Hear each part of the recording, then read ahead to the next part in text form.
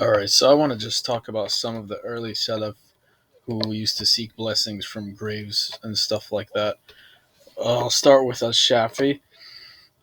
There's a book called History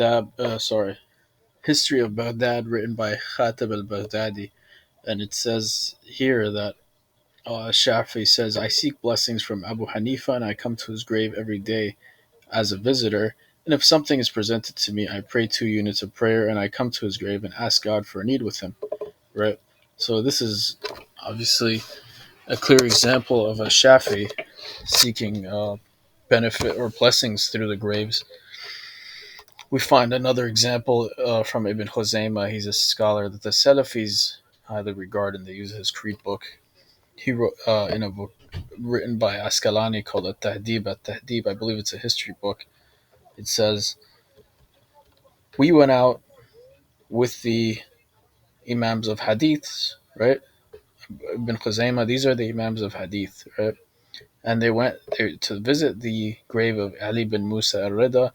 He's the eighth Imam of Shi'ism, but we obviously don't really, people consider him to, like Sunnis will say he was Sunni, right? So they saw from his veneration bin Khuzaymah from that spot, and his humility to it and his supplication there, right? So Ibn Khuzaymah, a guy who the Salafis highly regard in creed and everything, he used to visit the graves of the Ali bin Musa al-Rida. And another evidence of that being true is that this is another muhaddith, right? And remember, it said the Imams of Hadiths here, right? So it says here Ibn Hibban, who wrote his own book called Kitab al-Thiqat, which is like a Rijal book. Basically, it tries to show you who's reliable in Hadith. And he's a Shafi just like him, right? So he also says there's a well-known sunnah outside the Nukan. It is well known to be visited next to the tomb of al-Rashid. I have visited many times, right? So I visited the grave of Ali bin Musa al-Rida, right? So they both visited that grave, and they're both Shafi, and they're both imams of hadith. So it makes sense that like he said, it's a well-known sunnah. This is a Nawawi, but let's see if this one makes.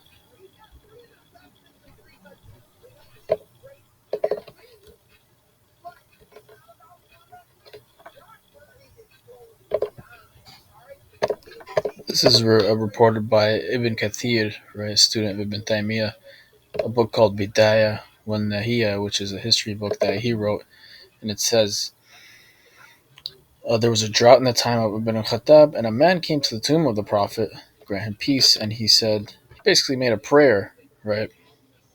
And, he went to his grave and expecting some benefit from it, right?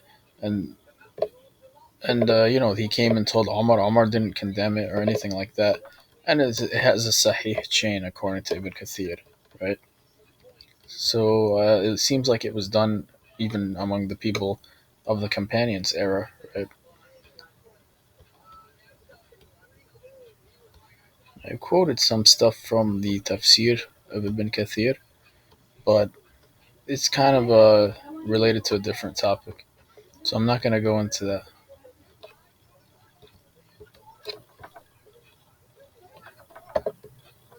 Actually, I believe this one. No one passes Ibn Abbas. No one passes by the grave of his Muslim brother who knew him in the world and greets him except to get a reply. Right from that. That's from Ibn Abbas. This is in Ibn Kathir's tafsir. If they greet the people of the graves, then they greet them with the greetings of those who address them in life, right? And essentially, he's saying that they're alive in their grave in a sense. There's no man who visits his, and this is reported by the Prophet. There is no man who visits his brother's grave and sits next to him, but he is comforted by it and he responds to him until he gets up. If a man passes by a grave he knows and greets him, that person responds to him, right? Pretty relevant, I would argue. And this is from Ibn Kathir, a student of Ibn Taymiyyah, right? So it's really hard for Salafis to get out of this one. I have been informed that they know their visitors, right? There's a few things here. Maybe there's one more that I wanted to show you guys.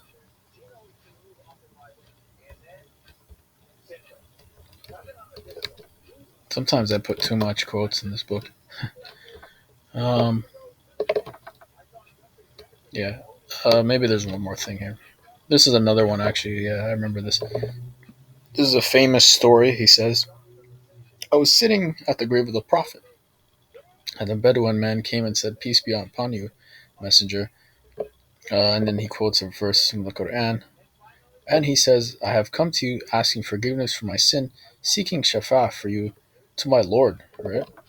And this is, I don't know exactly when this happened, because but I believe it's supposed to be early on. Right?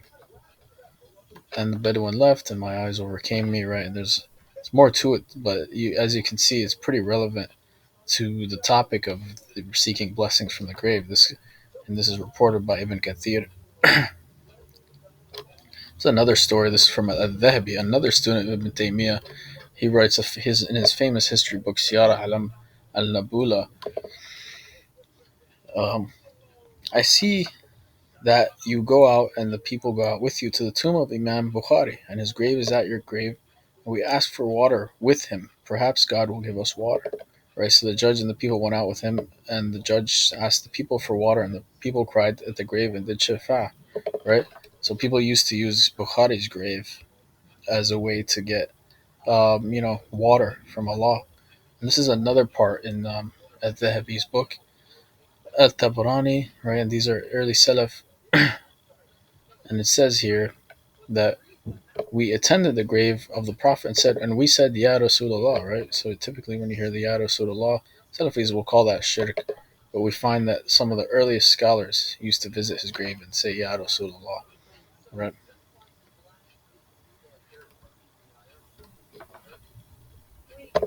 And this is from Ibn Hajar Asqalani in Fath al Bari. He does say that Ibn Taymiyyah forbids traveling to the grave, right? And we see that this is not consistent with the other stuff I just showed you, right? So it was not, even though the Salafis loved this about him, you can see that it doesn't agree with what the Muslims have done prior to that, right? So he says it's one of the ugliest opinions, right? The refute it claims the legality of visiting the grave of the Prophet, right? And today, Saudis kind of control that area, and for as far as I know, you're not really supposed to visit it. I could be wrong though. This is another statement Bukhari included in Al Tarikh. Right, this is also from Asqalani in another book he wrote, and he mentions that hadith I told you about the drought of the time of Omar. Somebody went to the tomb of the Prophet asking, for relief from the drought, right, seeking intercession. And I think this is the same one I showed you in Ibn Kathir's book, right? And I don't know who this is. Uh, Ali al Nisaburi, he might be one of the Salaf for I know. I was in great distress, so I saw the Prophet in a dream, and if he was saying, "Go to Yahya bin Yahya's grave and ask forgiveness for your need," right? I mean, it is only a dream, right? So you can, but you get the point. Is that he put it in his book? This is another statement I wanted to talk about randomly. I put this in here about dhikr circles, which Salafis say is an innovation. This is actually a hadith found in Musnad of Ahmed, right? Ahmed ibn Hanbal. It says the messenger of Allah, the best of the tabi'in will be a man called Awais and all that. And it says then he came Awais to Kufa, and this guy's supposed to be one of the best of tabi'in. We used to gather in a circle, remembering Allah, right? Dhikr of Allah, gathering in a circle. So that does give you some basis for that, right? The idea that you could do that, right? I believe I put a few things here. Ibn Abi Ala. This is from a Hanbali scholar, and he wrote a history book called Tabakat Hanabila. Um, about people visiting graves.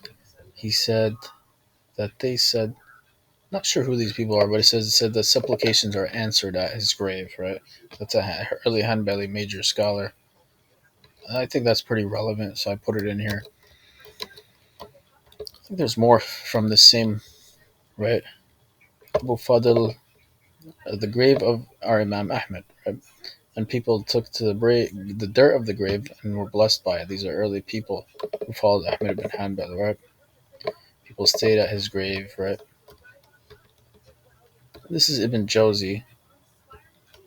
Let me pause it. want to show this, right? It is not permissible to seek blessings from anyone other than the Prophet. This is from Bin Baz Majbul Fatawa, right? But we find here, um, this is a different book. Ibn Jawzi wrote a book called The Merits of Imam Ahmed, right? And he transmits a story in that book. And I believe this is, what did I lose from me except for a garment for my father used to pray with it, and he used to seek blessings with it, right? Ahmed ibn Hanbali used to seek blessings from a garment, right? This is from Ahmed ibn Hanbal. Fatima bint, or so this, his daughter Fatima, she lost that garment, right? And this is from a major Hanbali scholar, Ibn Jawzi, reporting this, and I think it expands on it here. My father and I went out on a dark night to visit Ahmed. The darkness intensified, so my father said, "O my son, come so that we may tawassul God with his righteous servant, so the path might be light for us." For I've been for 30 years, right? So as you can see here, people used to seek sort of benefit from people who were dead. And his supplication, the sky lit up like moonlight night until we reached him. And none of us fell. We went with Ahmed Hanbal to the gate of Al Mutawakkil, and when they entered him through the private gate, Ahmed told us, "Go away, may God bless you." And none of us fell since that day. I don't know if try to explain this one. I think they weren't visiting Ahmed's grave. I think they actually went to visit Ahmed here. I don't. I remember. I understood it, but I haven't read this in a while. But the point is, as you can see here, actually, this is a better one. Remember this now. Let me pause it for a second. This one, I'm not sure if I made a mistake here, but it says Shafi used to take blessings from the shore of Ahmed ibn Hanbal. Till I came to Al Shafi, he said, "Where is the garment?" "Here it is." He said, "We did not buy it from you, nor did we seek guidance from you, but wash it and bring its water."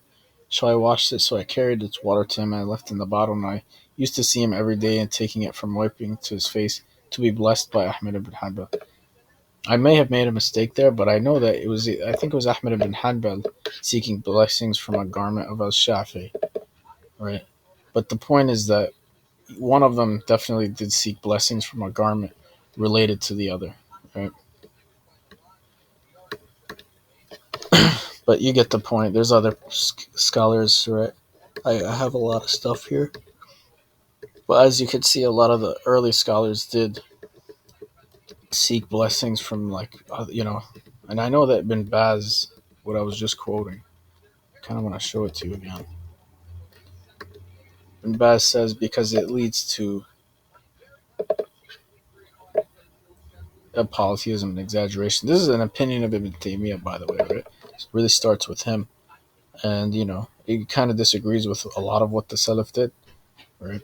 And even some of the companions.